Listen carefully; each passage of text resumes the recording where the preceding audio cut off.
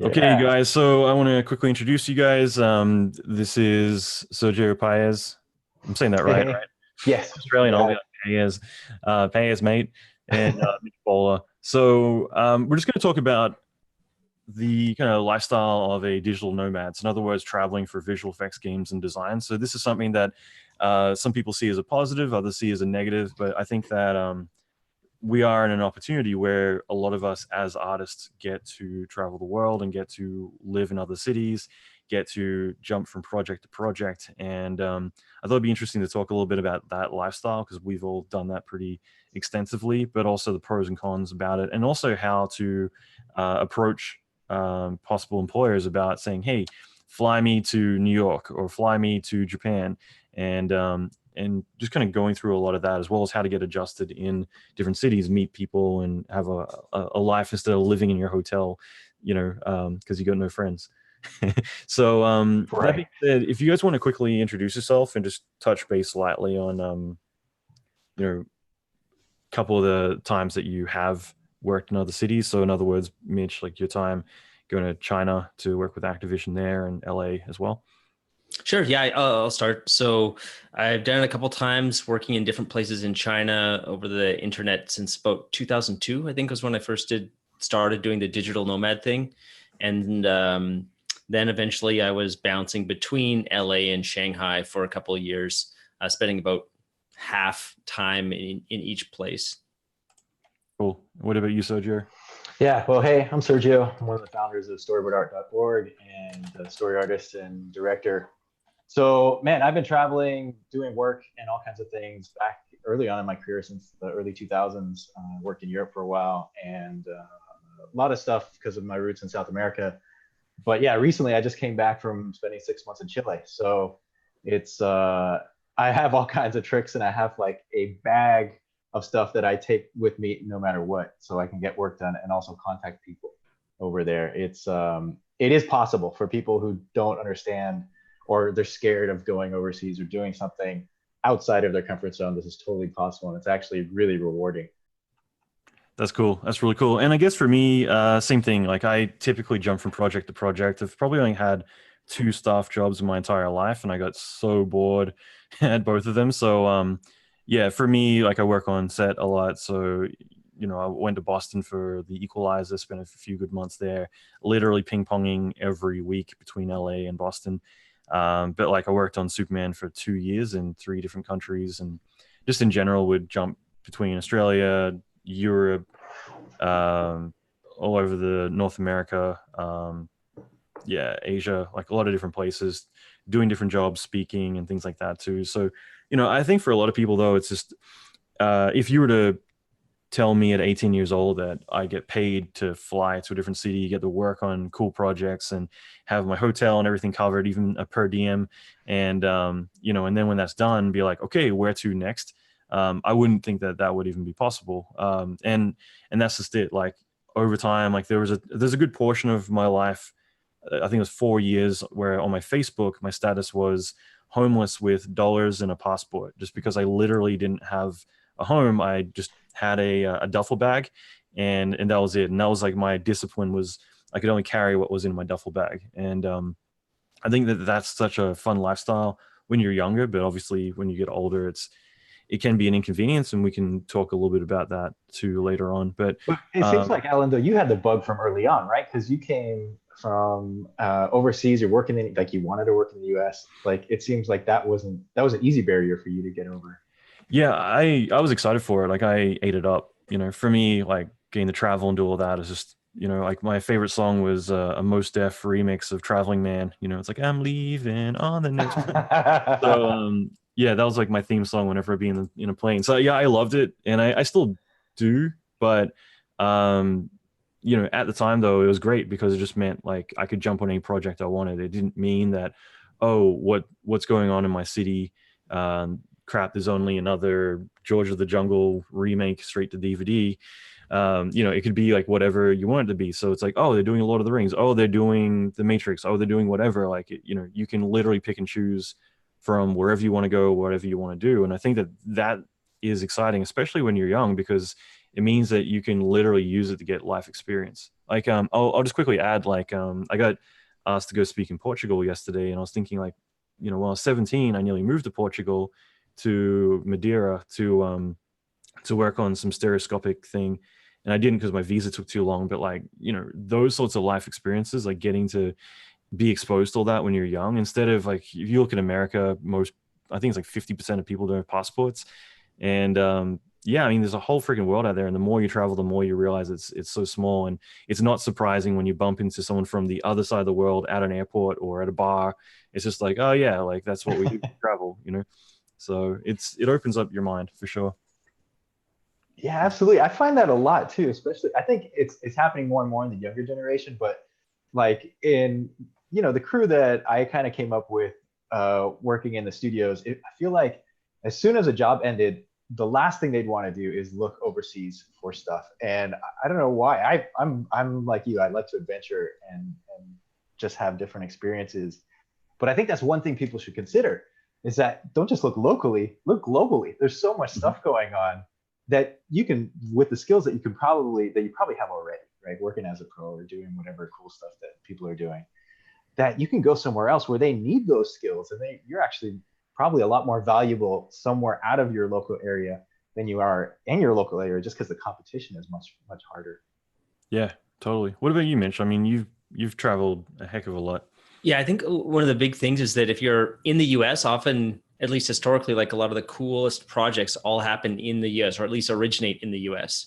And so I think that's something that probably drew Alan to the US originally, and same thing for me. But if you're already there, maybe you're just moving across the country, so it's not as scary of a move. But definitely when I went to China the first time, I could just see how what you think is normal and that is like global is not, like wherever you're at is in a certain like place and time that's different from other places. So I often, being from Canada, I feel like there's a lot of things that happen in the US that we're lagging behind, maybe 5 to 7 years, that they're, even though we're like speak the same language and we're like right beside each other, there's still a delay.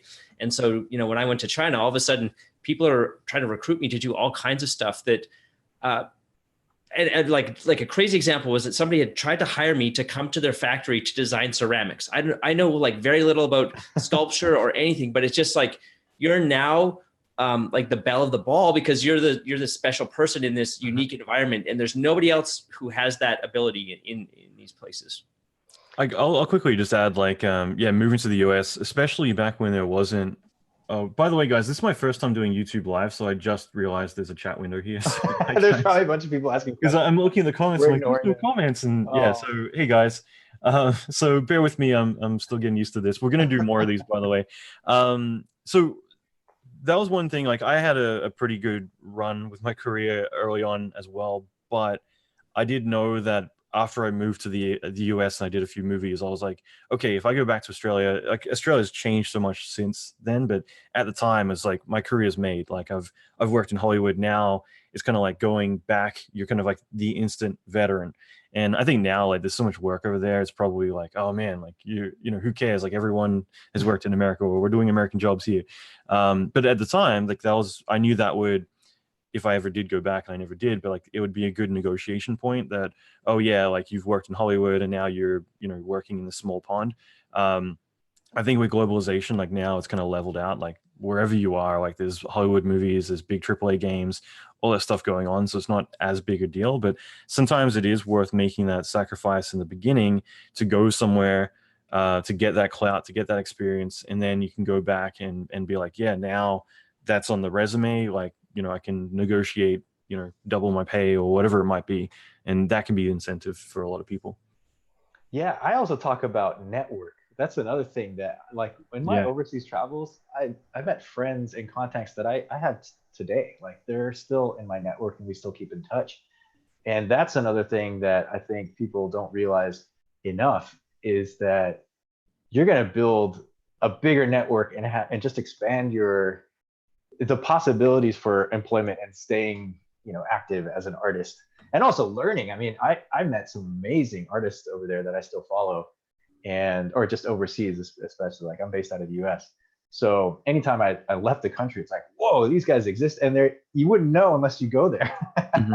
So that's always awesome to have that enlightenment when you meet other people, get other perspectives, and then you could potentially have context that you're going to use for the future. Whenever I'm at a theater watching film credits, it's more I'm basically trying to see like where's everyone at. Oh, Kate's over there now. Oh, John's over there. Like I didn't know so and so's at Weta. Like so it's just kind of fun to kind of keep tabs on people because it is one of those industries that we can get to travel a lot. Actually, just to segue for a second, and by the way, like thanks everyone for all the comments. I'm slowly going to go through them. Caveman 35/7 was saying he's 37 and single. He wants to travel and do visual effects. Never worked for a studio though. Where should I start first? And I think it's kind of interesting because I will say that again, like when like it's such a bigger topic, but like I remember there was a post Rising Sun Pictures in Australia posted once because they're very big on their internal education and everything like that. And someone jumped on there and was like, well, big studios are racist and they don't hire juniors or something like that. And like I stay the hell out of like those conversations, but that's one where I'm like, no, I gotta bat for RSP. So that was one thing I pointed out, that like, look, if you're gonna relocate for a job, typically it's not the studio who has a say about whether or not you can come and work there. It's actually the government, and the government isn't going to give anyone who applies for a job a visa because if they did, like let's say America, like everyone came over here because they're like, I want to work in Hollywood, and suddenly no one who is a citizen and born in America can get a job because everyone from France, everyone from Germany, everyone from Australia, everyone in China, India, everywhere just came in and took all the jobs. It would completely disrupt the economy and everything would go to hell. So because of that, like the standard way of looking at visas, and I've got like a lot of podcasts on visas. If you type in Alan McKay visa, I've got Canada, New Zealand, US, UK, a lot of different stuff. So the main thing is that you've got to prove that no one in that country can do the job that you're being hired for, which is really not as difficult as it sounds, but that's essentially what you got to do. And so it can be kind of tricky at the beginning of your career to get a work visa and to get in there because of that. But I would say, like, if I were to give advice about like if you're early in your career and you want to travel on someone else's dime, you got to find a way to stand out. And I think the easiest way to do that is to look at what software trends are high in demand. So let's say Substance Designer or Substance Painter came out and it was a brand new thing, and suddenly everyone's like, oh yeah, like we're going to use this because it's cheaper than Mari, and besides it not doing 8K textures last time I checked, it's like the new thing. Well, go learn that because that puts you in a high demand, low supply market, and therefore you can be that Substance authority, like the specialist, and therefore get hired to do that stuff. And the way that you make yourself a specialist can be as simple as just posting on the forums all the time, answering questions, helping out, because that positions you as that. So the amount of jobs in the beginning with P-Flow, Fume, all this kind of stuff I would get just because I was answering questions and someone's like, screw answering the question, can you fly to New York tomorrow? Like that stuff would happen all the time. So I think that to me is like the best advice I can give. But what about you guys? Well, I think that, sort of in the online space, a lot of people are knocking education. And there is a lot of bad education out there. But I will say that having a degree really did come in handy for me to go overseas. Like I worked in a visual effects studio. I think Alan and I might have worked on similar projects like when... I don't think we ever worked together. We drank together, but I think we worked for the same lawyer. Yeah, that's working. Because everyone's like, you got to meet Mitch. Similar, he likes to drink and travel. Similar projects. At least some crossover, but having that piece of paper is so necessary because at the studio I was working in Canada, we also had a satellite studio in Los Angeles. And so for me to be able to go and work on Superman, I needed to have not a resume, but a degree. What do they call it? Degree, diploma, whatever. And I think I was one of like 2 or 3 people in the entire studio that had that piece of paper. So even though I was a junior artist, I was still able to go because I could legally work in the US and had nothing to do with experience. And this is the kind of thing that you have to realize, that sometimes it's like the game that you're playing is not the who is the best artist game. It's the who can legally show up to work tomorrow game. Yeah, that visa issue, that always comes up too. It's like, all right, well, if I'm gonna make this jump overseas and be a digital nomad and have this like romantic artist experience, there's a couple hoops you got to jump through, right? And one of it is the visa stuff. I think the United States, you guys correct me if I'm wrong, is probably one of the tightest, hardest places to get into because of the visa requirements. But that doesn't mean there's not really great markets out there that you shouldn't be looking into, that the paperwork is way easier. And like when I worked in Spain on a animated feature out there, and in a month I had my work visa. It was really simple. And maybe things have changed by now, but like I said, I was in Chile and I also applied for a visa there. You know, it took a little bit longer, but you know, you go through. It's like the hoops are much easier, especially for somebody who can prove that, yeah, you have a degree or you're a pro and you have some kind of credits under your belt. All that stuff gets worked out. Yeah, no, absolutely. And I think that you're right. Like, it's good to think about which countries are easier to work in. Like, Japan is like one of those places that they purposely make it difficult Oh, for right. foreigners to come in. But then you get places like Canada, who last time I checked had like 48% immigrants or foreigners at least. So again, it's you know, some places are still bringing a lot of people in and you know, doing even student exchange. So like that was one thing in Australia. As long as you're under 32 years of age, you just go online and fill out a form. You could go work in London for 2 years, and so even now, like that's still like the easiest way to get a work visa. A lot of places have that between each other, so that way it's easy for younger people to go and travel and experience different countries a little bit, and vice versa. Like everyone from UK can come to Australia. That's why you go to Whistler in Vancouver, there's so many freaking Australians, because they're like, if I go to London, I'm gonna go the snow slopes, mate. So everyone goes there instead. So yeah, you're absolutely right. Like it's good to kind of target the right places that you can go in. And this is something that, you know, we don't typically talk about, but like there are a lot of times where employers are like, I don't want to go and wait for a visa, just come over here on vacation and work under the table. And you know, that stuff happens all the time, and it's risky because again, if you get caught, and I've gotten caught, I got kicked out of Europe, and it actually wasn't my fault. It was actually my employer was lying to me about the whole thing. And but yeah, like, you know, that kind of shit can happen. So you're kind of rolling the dice with it. But you know, a lot of employers will do that. They'll say, well, we don't want to get a lawyer and pay for, like, we want you to start tomorrow. Can you do that?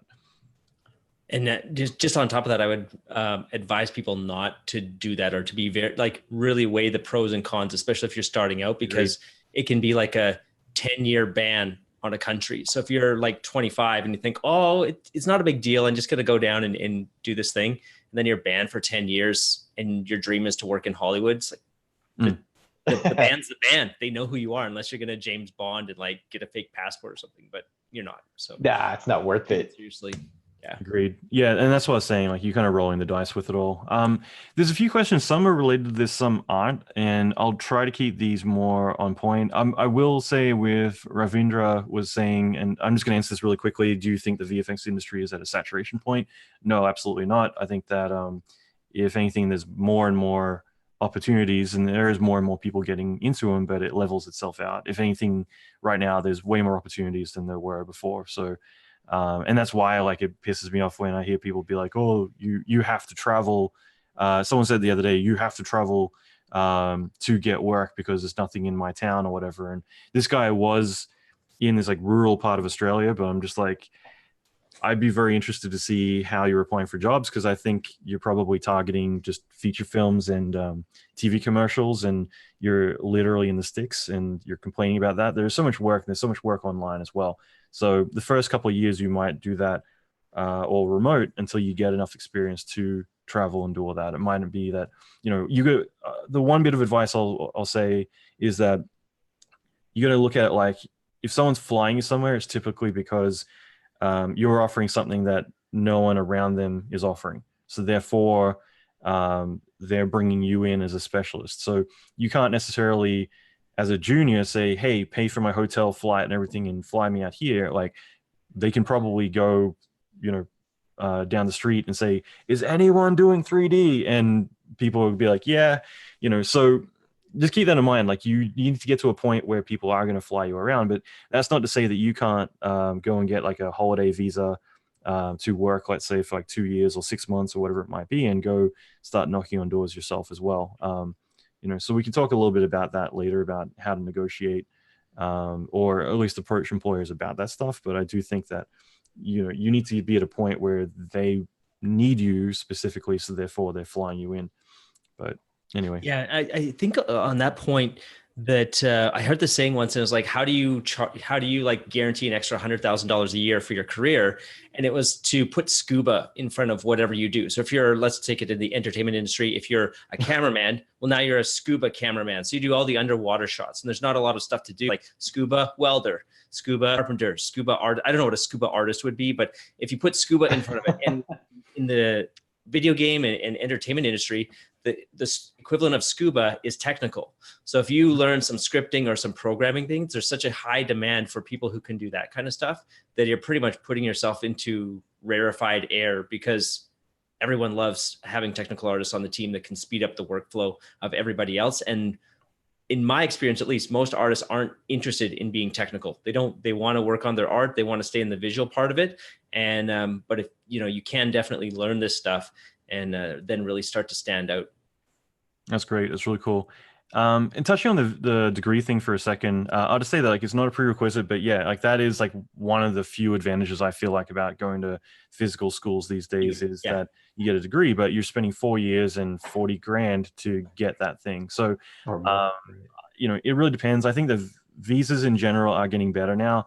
I remember reading Time, I think it was Time or Forbes, like a long time ago, about like Switzerland had the best immigration system in the world, and like the US was like the furthest behind at the time. And again, like it's starting to change a lot more quicker now, where people are acknowledging that not everyone goes to college anymore, and that like that isn't necessarily a requirement unless you want to do brain surgery. So you don't do YouTube videos for that. So it is becoming a little bit different finally, but at least like 10-15 years ago it kind of was something that would be a good investment. So it really just depends. You got to play the pros and cons with everything. There's another point I wanted to bring up here, is that you can do this as a freelancer as well. And one of the big advantages of that is, well, at least where I live, it's expensive in California. And one of the great advantages is you can probably pay a lot less for rent and just cost of living in another market, or even overseas. Like, let's talk about being a digital nomad. You go somewhere else, you just take the basic equipment. Like I do a lot of concept design, visual development for story, and that really requires just kind of 2D artwork, some 3D stuff. But I bought a powerful laptop, and I have a portable Cintiq monitor that I can do my drawings on. That's good enough, man. I can go anywhere in the world with that, as long as there's like an internet connection, and I'm set. And you could, for the cost of living in California, you could live somewhere else for half or even a third. And if you're making US money doing freelance work in the US or other markets that are paying the going market rate, you could be living pretty well. And that's the lifestyle that you want. The quality of life goes up. And then you also have more savings, and then you have a better experience too. You have a story that you can tell because you lived overseas and you've done something unique. I feel like Mish can talk a bit about that. I don't know, like you've been like Thailand, really places like that, right? With some of this. Living in a hut with your laptop, making pixels. Yeah, it was more business building these days, but I spent a couple of years just living out of a backpack and had all my podcast gear and video gear, like everything that I needed. I had a Surface Pro 2, I think, that was enough of a workhorse that I could get any graphic stuff that I needed done. And I think it's really an amazing experience, and if you have the opportunity, that you should definitely try and do it.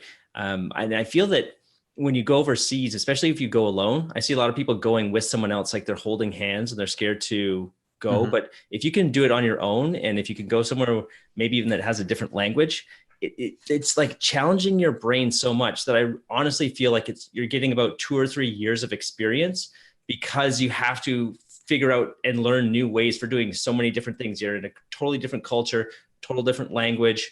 And it's like sink or swim, and you quickly realize that you can get through a lot of situations in life, and that you're way more resilient than you may think you are. Yeah, I strongly think like the more you stay out of your comfort zone and more you challenge your self, the more you realize like that, you know, it isn't as scary as it sounds. So you're absolutely right. Both of you like talking about the subject because like going like let's just say that you start to position yourself as someone who works remotely, and it's not hard to do. I've got a few podcasts on that as well, and I'm pretty sure you guys would probably have resources for that too. I'll make sure we'll all post this video afterwards and share some links to each other's stuff because both you guys have got a wealth of resources around art and education. So that's one thing that for me, I remember there was one point I was doing 7 feature films, well, 7 projects. Most of them were feature films from a hotel on a laptop with a computer in another country I was remoting into. And you can do all that stuff. Like I was writing scripts to automate a lot of stuff. So I'd hit a button remotely and it'll Dropbox automatically to my local thing. I can review my work and stuff. But in general, like, you know, you can work remotely and be wherever you want. So that's the thing. Like everyone always talks about like, I need to make more money. I need to make more money. And the 2 things that you can do to make more money the easiest is either look at your expenses and realize where am I bleeding and start to, you know, crunch down on that.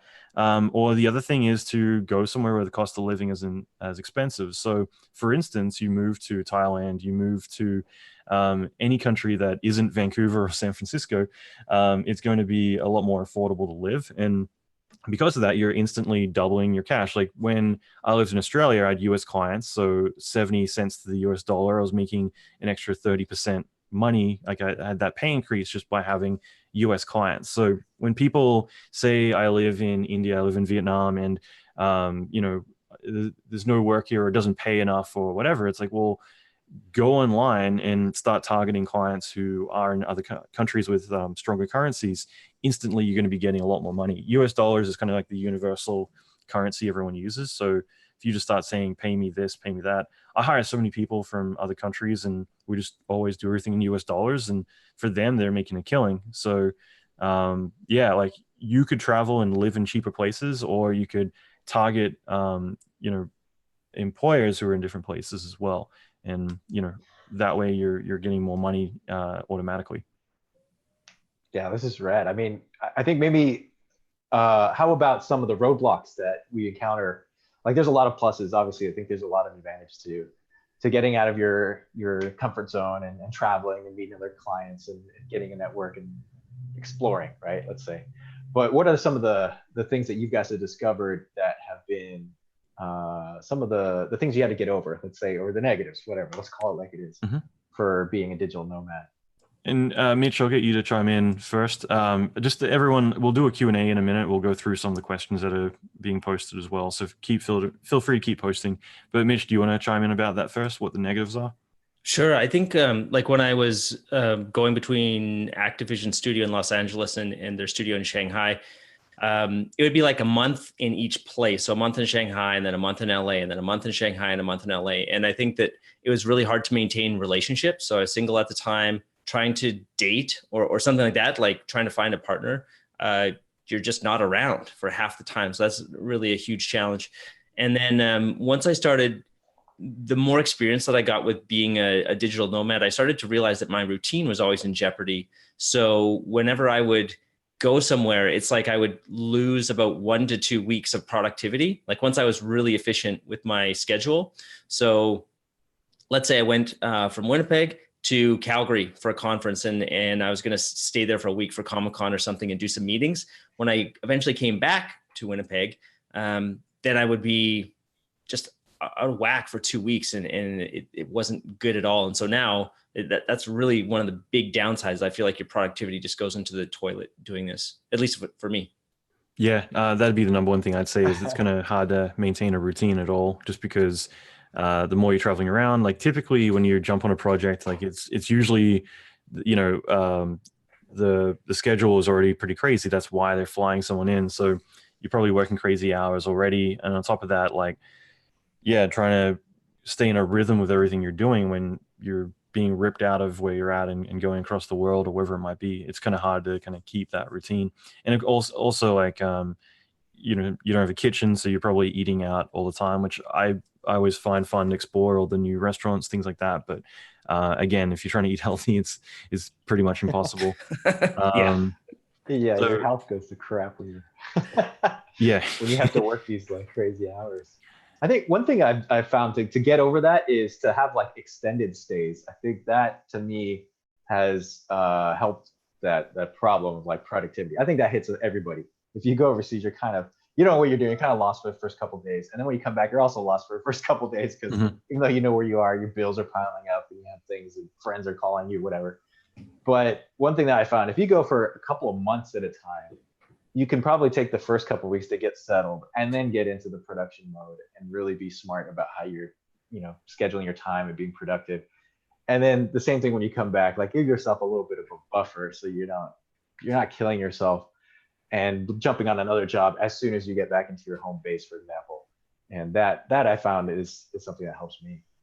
One thing I'll talk about really quick because I figure this session's kind of flying through pretty quick, so we won't go too much longer. We'll do a Q&A in a minute. But like, one thing that always frustrates me with artists that I come across is that, and I've talked about this before, but let's say that you're doing this big project and you're at the very end of it, and you talk to someone like, oh, like, what are you doing after this? And most of the time people are like, well, I'm going to take a week off and like cut a new reel. I'm going to start sending it around and try and get the next job. And it's like, why weren't you doing this the whole time? I don't get, like, this is why I talk so much about career, at least with me. And I know you guys do too, is that most artists they just want to go and make art, but they're not worried about like where the next job's going to come from. And because of that, they usually don't have anything lined up, which means that the next place they go, they're taking a week off, they lose $2,000, $3,000 or whatever, and then they're fishing their reel around, and everyone's going to say, well, where are you working right now? They're like, well, I'm unemployed right now. It's like, great, now we're going to give you the bottom dollar because you're not in that high demand. But if you were going out every day for lunch, if you're going out for drinks at nighttime, like seeing what's going on, letting everyone know when your finish dates are, reaching out, doing all that stuff, that's how you line up the next job and negotiate between them all. And the same thing, like when you're traveling, like that is the best opportunity. Like you get flown out to LA for a quick 1 week project, you should be going to lunch every single day, or popping over to a studio, just emailing everyone, hey, can I get a quick tour of the studio? Emailing everyone in the city, or find them on Facebook groups, like, hey, do you want to hang out and grab a beer? What events are going on? And try to line up the next gig, or at least build the relationships with as many studios in that area. And that way, next time you're in town or the next time they need someone, they can reach out to you. Or they're going to say, well, when's this job finish? Well, cancel your flight, stay a few more weeks, we'll put you up in a hotel, and how about you work on this movie next? And that's happened to me so many times. Like the start of my career in the US, like I came over for one project, I stayed around for several more movies, then I went back while I waited for my visa to get processed, and I moved permanently back to the US to work in feature film. So you can use one job to then position yourself where you can start to line up all the other jobs, because once you're in that circle, like face-to-face time with people is so critical. Going around and meeting people, even if it is like, can I get a tour of the studio? Then while you're there, you can show them your reel, you can chat, then they know who you are. It's very easy for them to say, I like that person, he's not crazy, and we should try and bring him in for future jobs. So use that one job as an in for the next 20 jobs that you're going to do, and keep that momentum going. Yeah, that's a super great tip.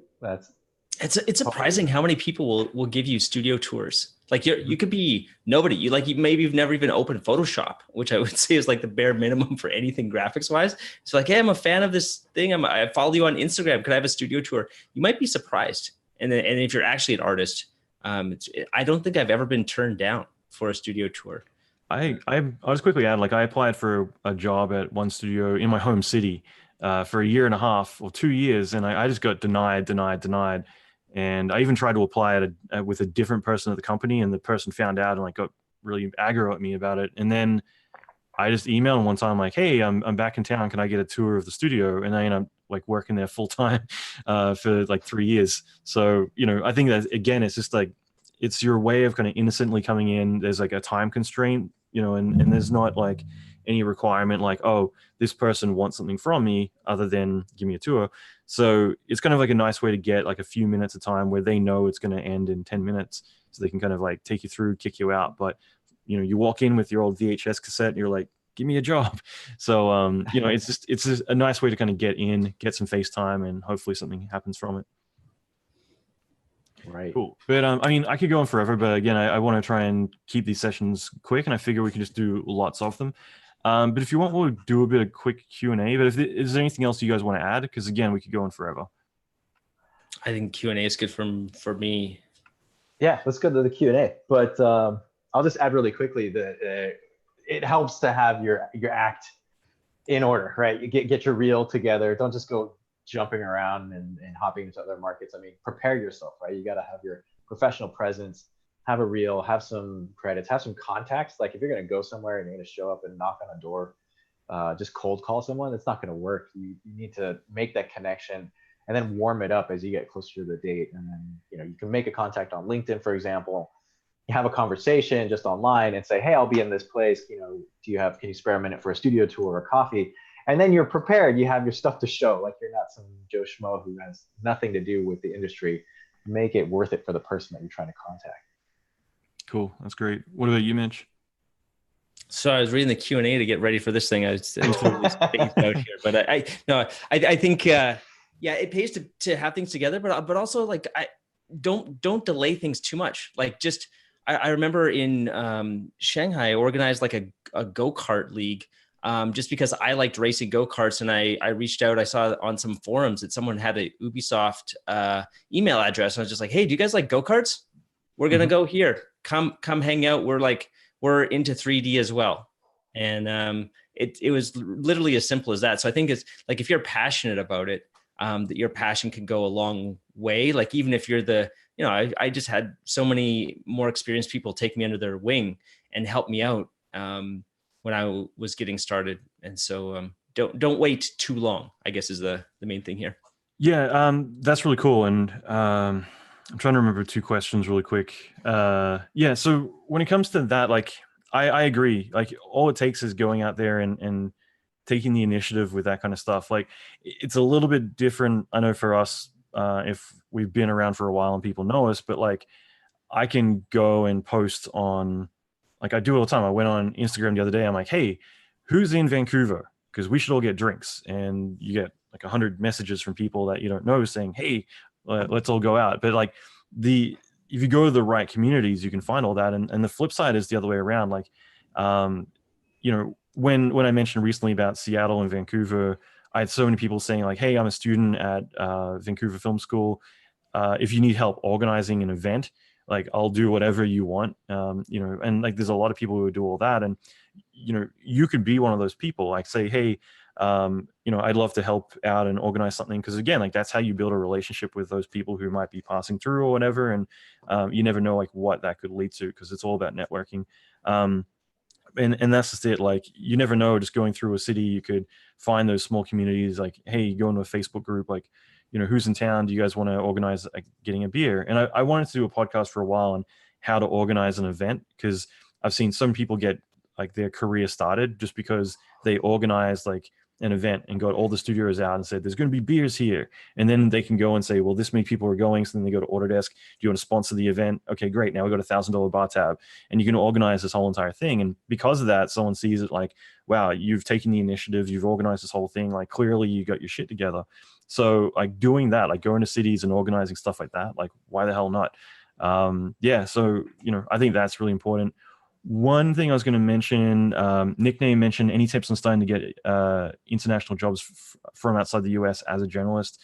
Should I mention my location and email? So one thing I'll mention is if you're applying for jobs in general, I typically do like jab, right hook, which is that I give like a little bit, and then the whole thing. So in other words, you know, contact people and get them to express interest first and kind of drip feed information. You don't write someone an email like, hi, how are you? I'm really interested in working for your country. I don't have a work visa, so you need to sponsor me. But on top of that, I need to get relocated too. So typically I like to fly with these people. If you can organize all that. By the way, here's a picture of my dog. He died. Anyway, it's really great to hear from you. And I look forward to talking with you, and maybe we can have dinner sometime. It's just like, whoa, like that is, I'm being funny, but like that is the kind of shit that happens. You get this like whole life story when it can be, here's my work. I'm interested in chatting with you. then they're like, wow, like this person's cool. And then bit by bit, you drip feed them in. I helped a friend of mine relocate from Europe to the US to work here. And this is exactly the process that we used. We didn't, initially she was scaring a lot of people off by communicating she needs a visa and all these other things. And they're like, oh, that sounds complicated. I don't understand the process. Like, we'll hire someone local. But as soon as she just focused on, hey, I want to work for you, then suddenly they're like, great, like, yeah, we want to hire you. Then you bring up, by the way, I'm actually located in Italy or wherever. And then for them, it's like, oh, okay, well, what's involved with that? Okay, cool. Yeah, we'll figure it out. But yeah, this sounds great. Let's do it. So you drip feed the information in. You don't just tackle it all on. It's like going on a first date and asking for marriage. This is too much too soon. Yeah, great advice. Definitely. But you guys want to read out some Q&A? I'm like a deer in the headlights when I do live streams and reading. I've got a live review of my really students hard. tonight. Yeah. I mean, here's one I'm picking out from Labs Films. They're saying, hi, Alan, do you think it would be good applying for an internship with no pay? Are studios doing this? Do they take people maybe for a month just so they learn how it is to work for a real production? Mm-hmm. I think I don't think the studios that I know don't do internships without pay. I think there's legal requirements there. You have to pay your employees in most markets. There are some unpaid internships, but then you have to qualify those with student work. So you have to be like an enrolled student for that. So I don't think you could, don't say that. Hey, I'll work for free, that kind of stuff. I think what you should probably be doing is looking on their website, really seeing if they have any openings or finding contacts within the companies that you want to work for. Excuse me. And then hitting them up and saying, okay, I have something, I have something to show. I can show you my portfolio. I want to apply for your internship program, and seeing if you get your foot in the door that way. That's great. What about you, Mitch? I think I agree with what Sergio is saying. And I think if you're willing to work for free, I don't know why more people aren't doing this, of just make your own project. Like, find some people online and make a if you're like, well, I need footage, I don't have the cameras. It's like, go to forums where there's people who have the cameras. Like they just have tons of footage laying around that you could then do something cool with. And I'm not sure why more people don't do this, but there's literally nothing, like, you can work for free right now for yourself. Go. And it's like, well, I don't know what a professional thing is. Well, like, there's all kinds of things online telling you how to do it. Or even if you can't find what it is, because I grew up in pre-internet times, think what you would need to do to get to that result. Like, and then just start putting the dots together. You're going to like create an amazing education for yourself. And you don't have to wait for somebody to hand this stuff to you. You can do it. Yep, absolutely. I interviewed, man, she's going to kill me. Karen. I interviewed one of the recruiters, Kathleen Ruffalo, from Framestore. She's one of the recruiters and crew managers for Framestore LA and Chicago. And we're talking about this because Framestore and MPC both have, thanks Ali, both have, this is why I don't look at stuff when I'm talking. I'm like deer in headlights. They both have internships, and also I was talking with a few other studios in Canada who do the same thing. And I think it's kind of interesting because like, it's kind of like trial by fire, and like little bit by little bit, they round people down to the people that they want to continue keeping on. So, I think that's, again, where it's really important to get your foot in the door however you can. I've known people who've come through as render wranglers, and they just work late nights and, use that as their shoe-in because they're going to get paid shit money, but it's a chance to show like what you can do. And I've seen people come in and do that, and they just sleep on the job or browse the web or play video games. But then there's others who are like, hey, this is the artwork I made while I've been here, and like every day showing that to the employers, and they're like, wow, like you're really good, like do you want to stick around and work on more stuff? So I know a girl who wanted to be a compositor. She came in as client service. She's fetching coffee and doing all that kind of stuff. And when the time came, she became a junior compositor, then quickly moved up to senior.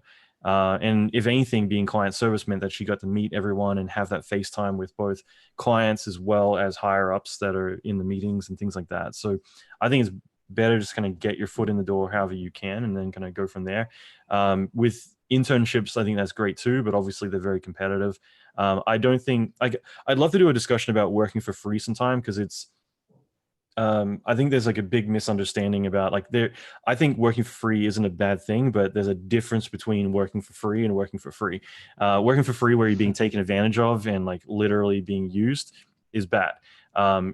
Creating opportunities where you couldn't before, and kind of front loading the work. And I think that most people think that like it's such a black and white transaction. I do work, you give me money. I will take other things and you know, a lot of time instead of negotiating money, because money is trivial compared to what I could get instead.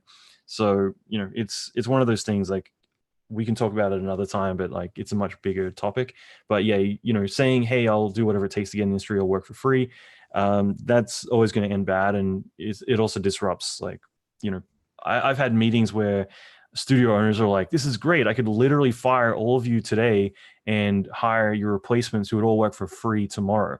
And it's like, you know, you know, you're in a bad studio when I say shit to you. But yeah, so I forget what the question was, but it was around yeah, it's like internships. internships. Yeah, there's nothing wrong with them. Like I'd say to get your foot in any way you can, even if you're not doing what you want to do in the beginning.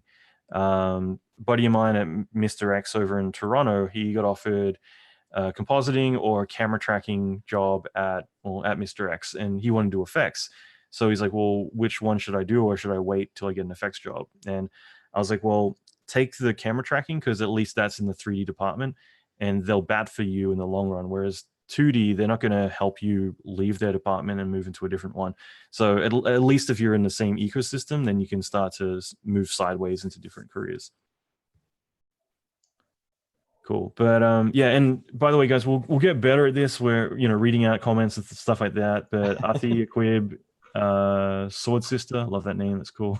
Aaron, Ravindra, like all of you guys, like Nell Piper, Nickname, Aquib, Alan, yeah, like yeah, all of you guys, thanks for showing up. This has been really cool. One last thing I'll mention is, like, I've got a buddy of mine, at least Mitch and I know pretty well.